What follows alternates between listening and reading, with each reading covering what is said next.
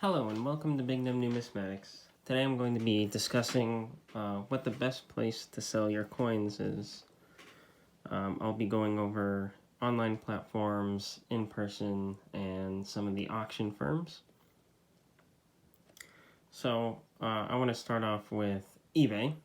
Now eBay has a great reach, but the fees are a tad high. People are pretty ornery on there, to say the least. And overall, you can't post videos, so as a buyer and a seller, it's a bit difficult to judge coins that are better, that you're asking for a little bit more than the grade. And so sometimes it's really hard to get someone to pay up for a nice coin. Rattlers and old holders are doing well on there. I'm showing a few that I've sold in the past 24 hours on there. Unfortunate thing about eBay is mostly the people.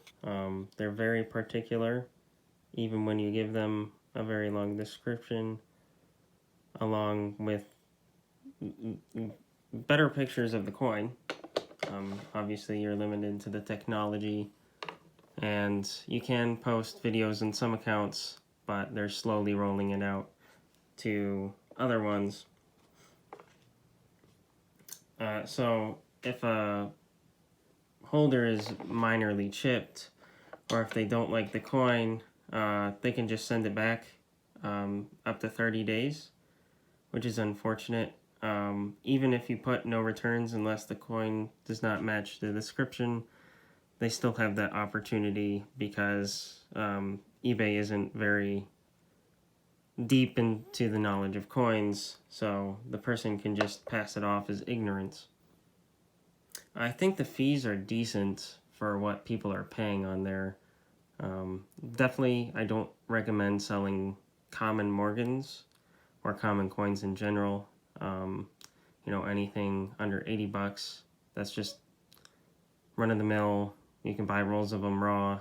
I do not, because those are ones that the people on eBay are not going to pay a premium on, and the 12.5% to 8.5% mark, depending on if you have a store or not, does take a huge hit off of some of those coins. But the Rattlers, the Doilies, the white label NGC, those are doing well, as well as toned coins. Now, Facebook is where I like to have the more expensive coins. I've always had more success, a lot more success, through Facebook selling $500 or more.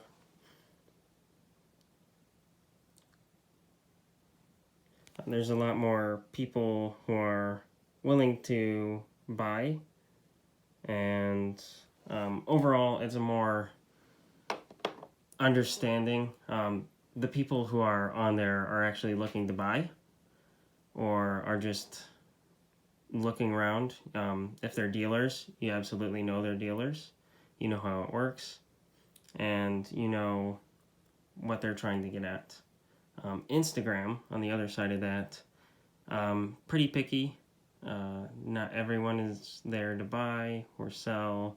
It's really just showing off coins. Sure, I sell coins on Instagram, but mainly I prefer Facebook over Instagram and eBay. And Instagram, you get a lot of lowballers as well. People not necessarily trying to lowball you, but are just not as knowledgeable, or have no clue what the coin really goes for, and is just going off of gray sheet or some other non-accurate price guide. And Great Collections is another service I've used. I have some coins on there as well. Now, these are coins that I will be sending off to Great Collections. This is something these are coins that I think would garner much more interest on great collections. These are coins I don't think would necessarily be looked at in an auction or buy it now format on eBay, and I've had no luck on Facebook. It's pretty niche. Proof like Roosevelt dimes. Proof like coins in general have been gaining a lot of interest lately, especially on great collections.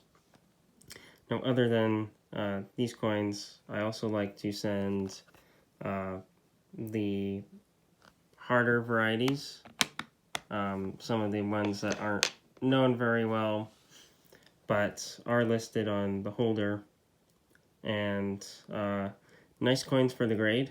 I mean, there's always the chance that you'll lose money on a coin when it goes to auction because of the buyer's premium, but with how strong some great collections people buy coins for because they think they can upgrade, there's really a decent chance that your coin will exceed expectations and bring hundreds, if not thousands, more than what the last comps were. You see a lot in their advertising where, you know, a common coin in 65, there's a huge jump in 6, it goes kind of in the middle, and although it's a nice coin, you know, you kind of look at it and scoff, you know, who on earth would pay that much extra for a Franklin just because it looks better?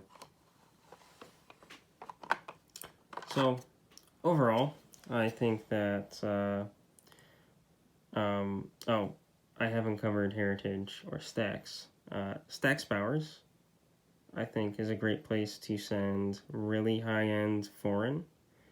The US, while it has gained slight traction, not a lot of really big retail-oriented buyers are on Stax Bowers.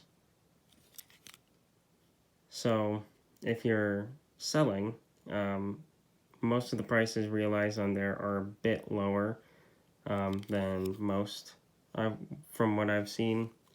From a buying perspective, it's great. You just have to worry about shipping because they often tax on like $40 if you only get a single coin. That's pretty expensive considering. Heritage, same way, although you get a lot more money for your coins, but the percentage, you get a 20% buyer's premium and 15% seller's premium, so it's a big 70% or 30% off the top, rather. And, you know, unfortunately, the smaller coins, you just don't make that money up. But on the really nice coins, you can see coins that, you know, you buy from Stax, and then you put directly on Heritage, and you'll make quite a few $1,000s just because Heritage has a lot more reach, and their customers have a lot deeper pockets. So, thank you for watching this video. Let me know what avenue you like best. There's also Reddit, but that's pretty niche. It's very odd, and I don't recommend getting into it without proper research first. It's different. So, hopefully you enjoyed the video. Please like and subscribe, and thanks for watching.